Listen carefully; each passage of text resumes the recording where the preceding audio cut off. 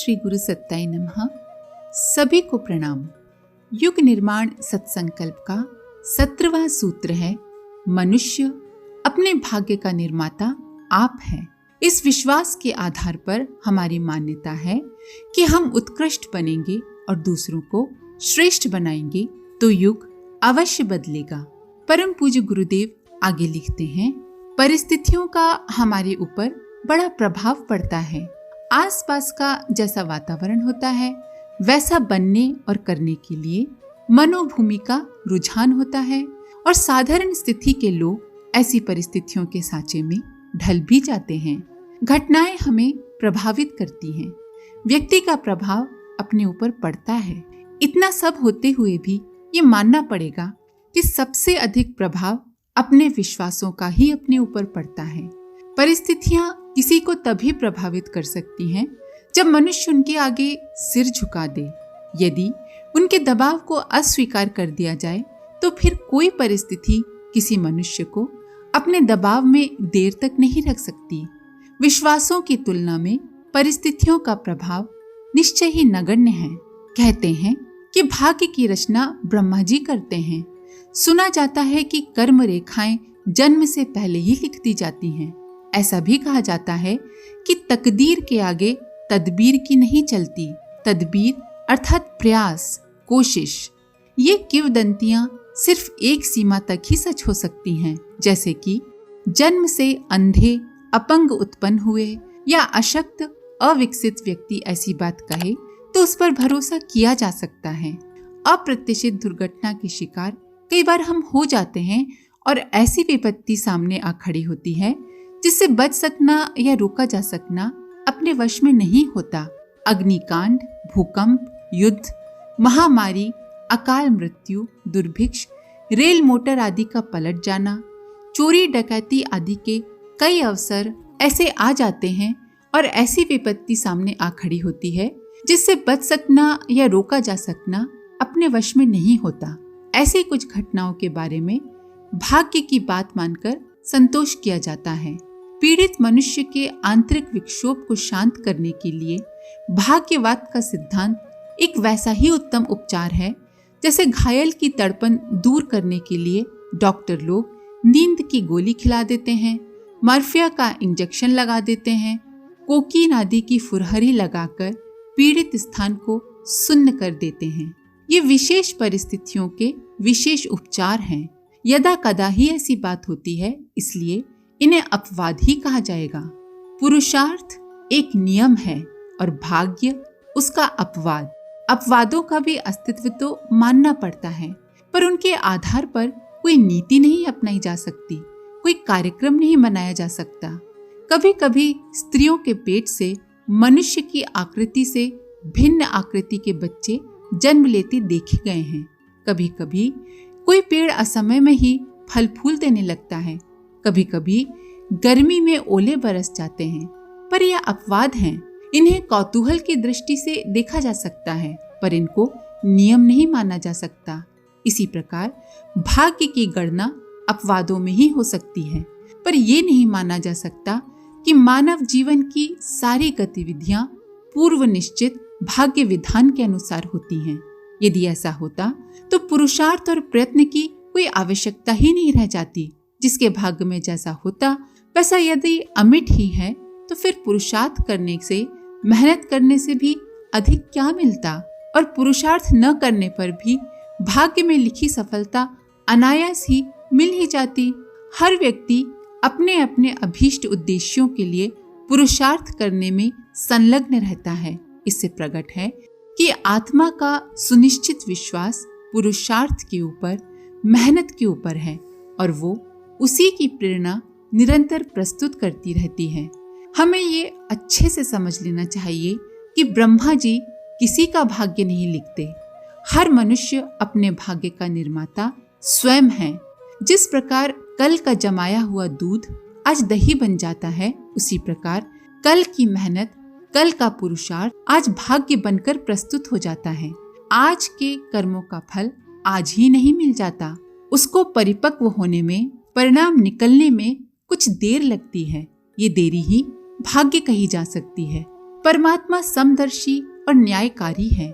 उसे अपनी सब संतानें समान रूप से प्रिय है। फिर वो किसी का भाग्य अच्छा, किसी का बुरा लिखने का अन्याय या पक्षपात क्यों करेगा? उसने अपनी हर संतान को भले या बुरे कर्म करने की पूर्ण स्वतंत्रता प्रदान की है, पर साथ ही ये भी बता दिया है कि उनके भले या बुरे परिणाम भी अवश्य प्राप्त होंगे। इस प्रकार कर्म को ही यदि भाग्य कहें तो अत्युक्ति नहीं होगी। हमारे जीवन में अगणित समस्याएं उलझी हुई गुत्थियों के रूप में विकसित वेश धारण किए सामने खड़ी हैं। इस कटु सत्य को मानना ही चाहिए। उनके उत्पादक हम स्वयं हैं, और यदि इस तथ्य को स्वीकार करके अपनी आदतों, विचारधाराओं, मान्यताओं और गतिविधियों को सुधारने के लिए तैयार हों तो इन उलझनों को हम स्वयं ही सुलझा सकते हैं। बेचारे ग्रह नक्षत्रों पर दोष थोपना बेकार है। लाखों करोड़ों मील दूर दिन रात चक्कर काटते हुए अपनी मौत के दिन पूरे करने वाले ग्रह नक्षत्र भला हमें क्या सुख सुविधा प्रदान करेंगे?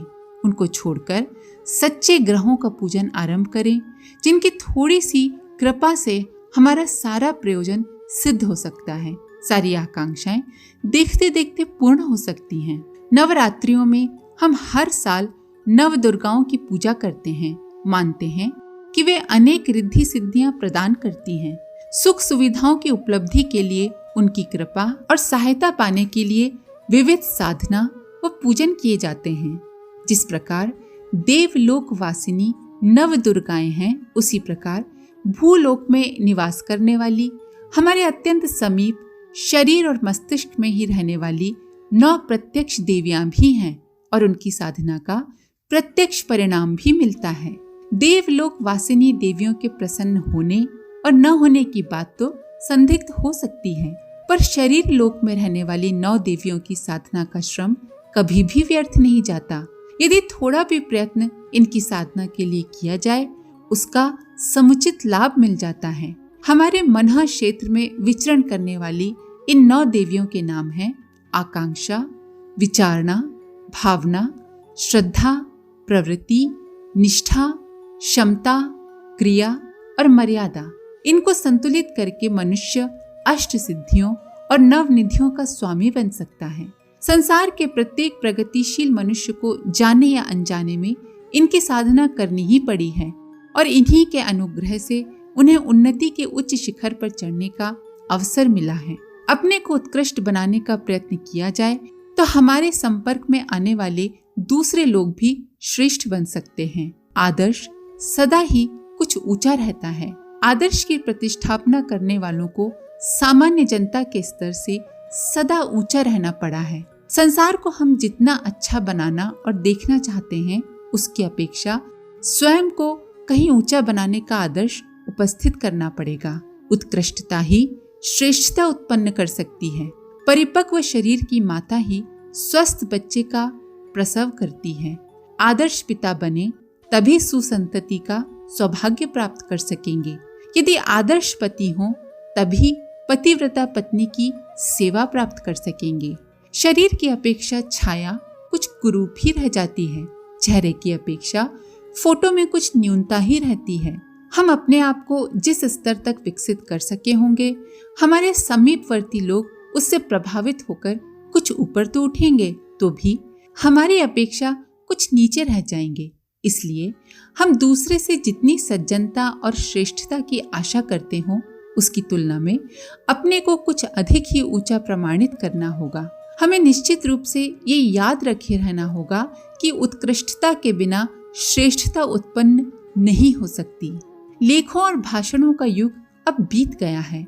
गाल बजाकर, लंबी चौड़ी डींग हाँककर या बड़े बड़े कागज काले करके अर्थात लिखकर संसार के सुधार की आशा करना व्यर्थ है। इन साधनों से थोड़ी मदद मिल सकती है, पर उद्देश्य पूरा नहीं हो सकता।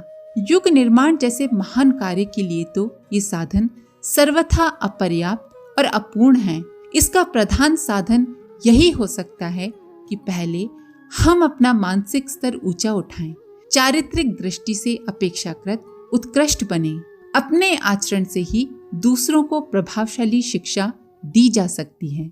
गणित, भूगोल, इतिहास आदि की शिक्षा में कहने सुनने की प्रक्रिया से काम चल सकता है, पर व्यक्ति निर्माण के लिए तो निखरे हुए व्यक्तित्वों की ही आवश्यकता पड़ेगी।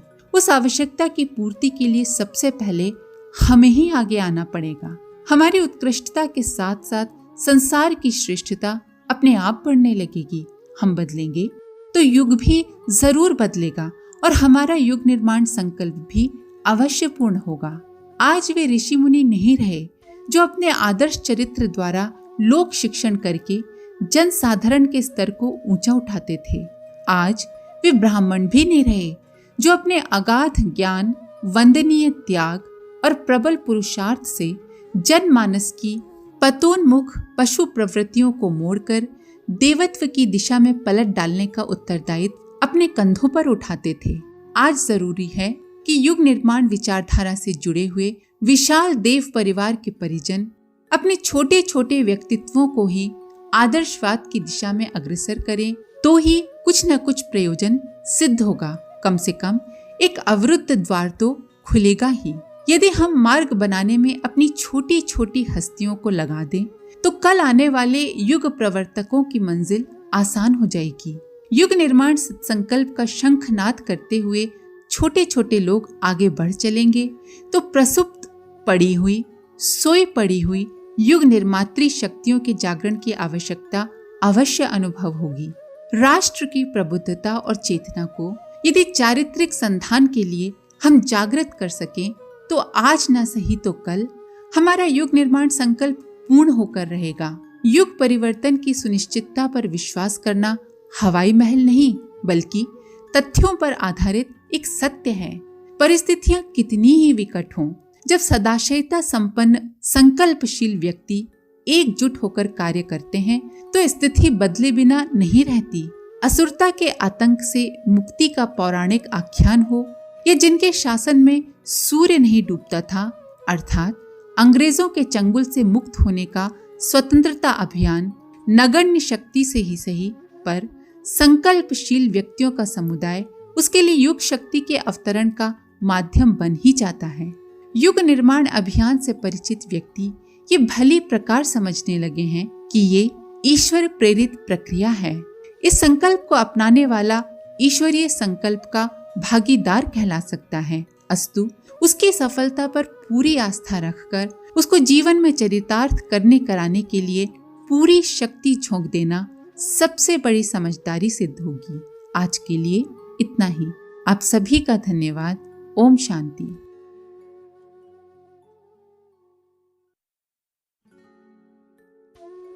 हमारे YouTube चैनल को सब्सक्राइब करें और बेल आइकन को दबाकर ऑल पर क्लिक करें ताकि आने वाले सभी वीडियोस की नोटिफिकेशन आपको मिलती रहे।